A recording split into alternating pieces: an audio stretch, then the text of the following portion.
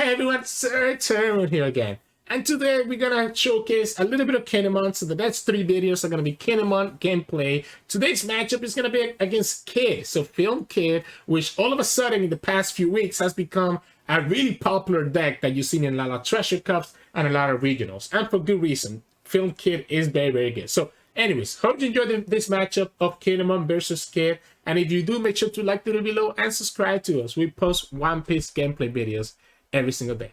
Enjoy the game. In this match, we're going against Kid, which I'm guessing is going to be the Film Kid, right? I will go second. We don't get Okiku. We do get the Oden, though. And we have the Jewelry Bonney, so I'm going to actually keep this, even if I don't have the Okiku on turn 2, on turn 1. Right? I think I'm down to just keep this, even if I don't have the Okiku on turn 1. I will activate this. Let's pick our Okiku now. No, because this is a... We misdraw. Man, we lost both Okikus then. We whiff. And we lost Okikus anyways. That's rough. But we do have the Yamato next turn. And we still have the Oden in our hand. We have 2 Okiku in the bottom. I almost forgot that Bonnie was only picking up Straw Hat units, right? Supernovas. Not Straw Hat, Supernovas. So the opponent gets the free Bonnie kill. It's fine. Ends up being like a pseudo blocker. They get to play their Nami. If we play the Yamato now and rest it, we could threaten it. I'm trying to debate if I want to go. I'm gonna go for 6. I think I want to eat up the 2k counter if the opponent has it. I don't want to get punished by a single 1k counter here. I'm gonna force him to spend the 2k counter if they have it. Otherwise, they'll lose that Nami. Okay, and they go ahead and play the Shopper. We still have Yamato on the field. And the opponent's going to have to attack with the Nami to be able to summon something for free here. Izou is actually not a bad play, to be honest. Like, I don't hate throwing down this Izou. Wait, opponent just revealed. Okay, so opponent revealed the thing, right? I'm taking a lot of damage. I'm gonna just take it because I know that I have the blockers. Now, this is telling me that it's gonna be Punk Gibson. So it's gonna be a Punk Gibson. So I'm gonna go ahead and attack for 9.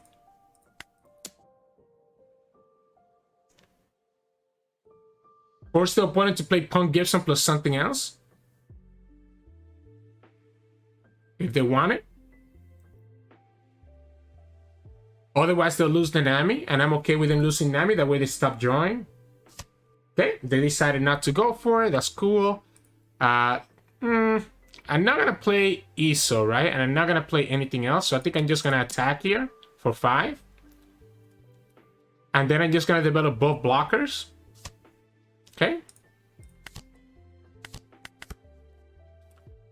Now, the up part here is obviously, you know, like we not having the effect so that we can play Oden next turn, but we can just play Oden how it is, just as an 8 cost without using the Kinemon effect, right? So we're just gonna block this one. Easy block here.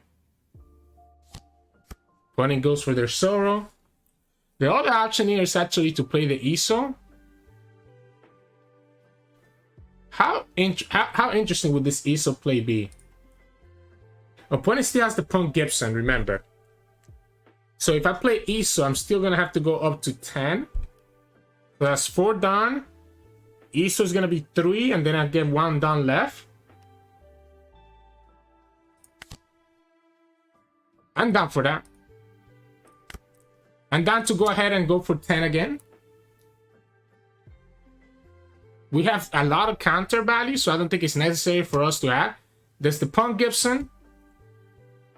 They rest my blocker, and they also play the killer, right? So then we go attack for 6 here. Force the opponent to have another 1k counter, and they do have it. And that's cool. So they bring down my blocker, but we also get out a 1k and a 2k counter out of the opponent, right? So they have to use a 2k counter to defend that Sorrow. It tells me that the opponent's going to have a hard time here dealing with stuff. Opponent's gonna have a hard time protecting their units.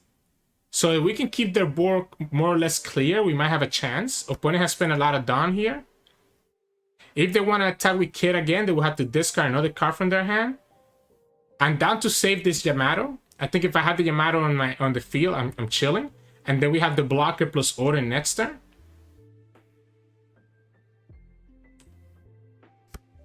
Okay. Yeah, that's easy.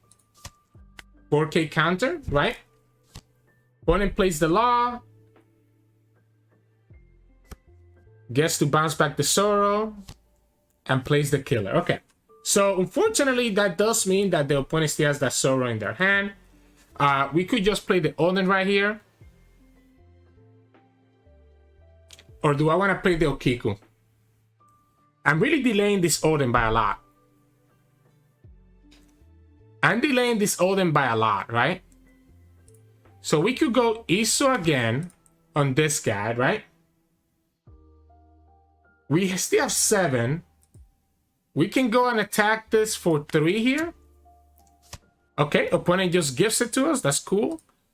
We'll go ahead and go for the 5. So we have 3 and 4. And then 3 Dawn left. Let's just put 1 Dawn on the Yamato and attack for 7.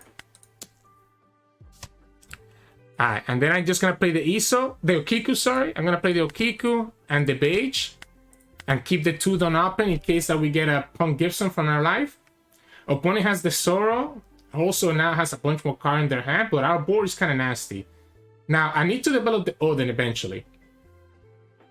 And I'm thinking I want to go for the Oden next turn, maybe. I don't have a lot of counter value, and I'm running out of blockers. This Okiku can rest their Law, which is why I thought that the Okiku play was better this last turn. Just have a big board. I need to be careful because obviously the opponent can just kill me with the Kid once it's all said and done.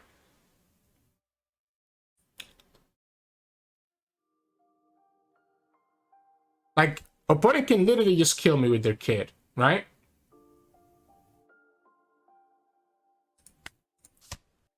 I'm gonna counter that out. I'm gonna counter out of that one. I'm gonna force him to have to do a lot more to be able to kill my Yamato. I might actually choose to keep this blocker. The problem with these Izous is that they're not really able to attack the opponent's life, right? So we have 2 options. We can just try to go for lethal next turn, since we have such a big board.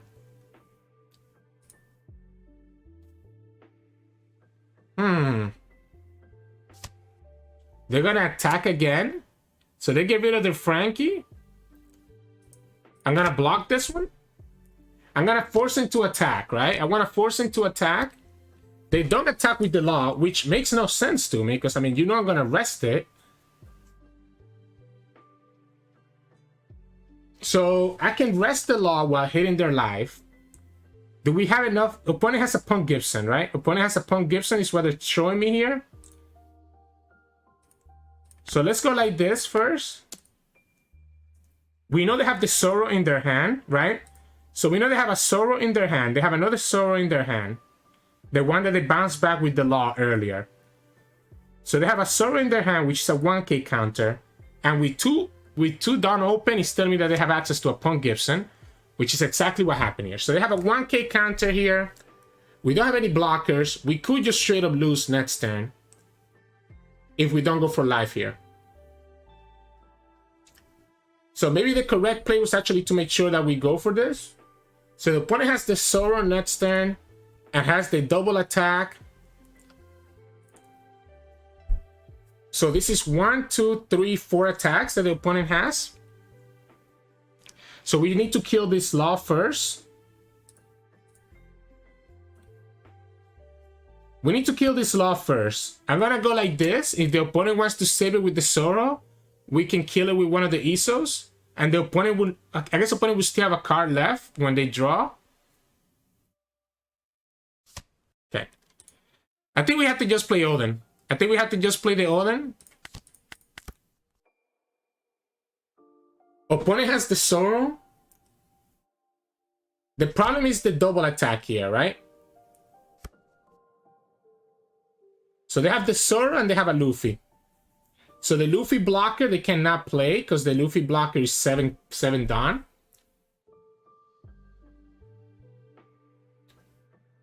They don't have. I have Zoro and Luffy, Zoro and Luffy, Zoro and Luffy, Zoro and Luffy. This ended up flipping back on us because the kid leader ability is so good because I have to make sure that I don't fall behind in life. Otherwise, I'm gonna be like really screwed. Now, if the opponent attacks, we can clear their board back. Like, I think I have to be okay with this, knowing that we can clear their board in return. Okay, well, that one I'm gonna stop, right? Do I actually stop that?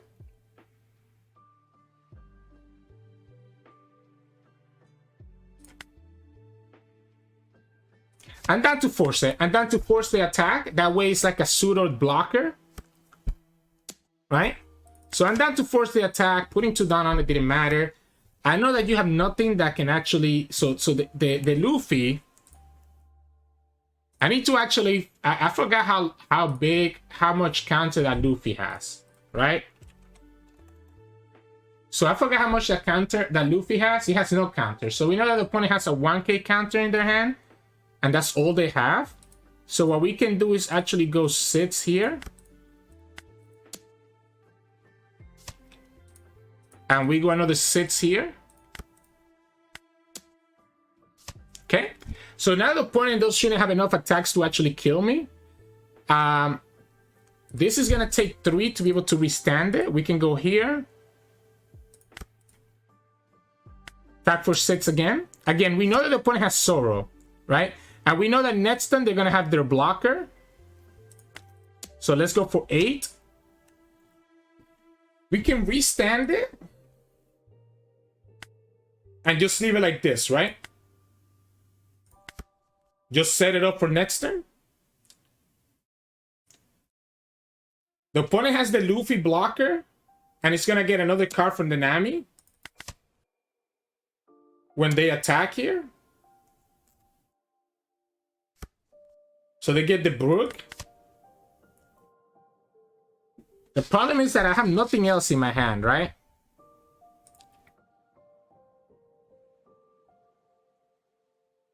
I definitely didn't want to give them this Oden, because this Oden might be the reason. So there's the Luffy, right? There's the Luffy, there's the Brook. Opponent's going to have to block. They need to have another blocker, right? So we know they have the Zoro in their hand. And now they have a Punk Gibson. So the Punk Gibson is going to be 4k. So 9, 10, 10, 11. So I need to be able to have 9 for the Kinemon. 9, 10, 11. Oh, but we also need 3. So we need 4, 3. So I'm going to go 11, right? So 11 is nice because 11 means a Punk Gibson plus 2 more cards. If the opponent blocks with Luffy, it still means that the Punk Gibson is not enough to save the Luffy. Because the Punk Gibson only takes them up to... Wow. Wow. So here's one problem, right? Punk Gibson or the blocker. Punk Gibson plus something gets them there. I guess let's go here and let's just attack for 11 one more time. Eat up the Luffy blocker.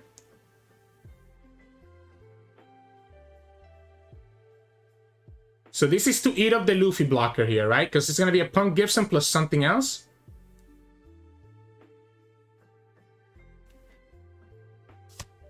Okay, so the opponent decided that they need to keep the Punk Gibson to protect their kid.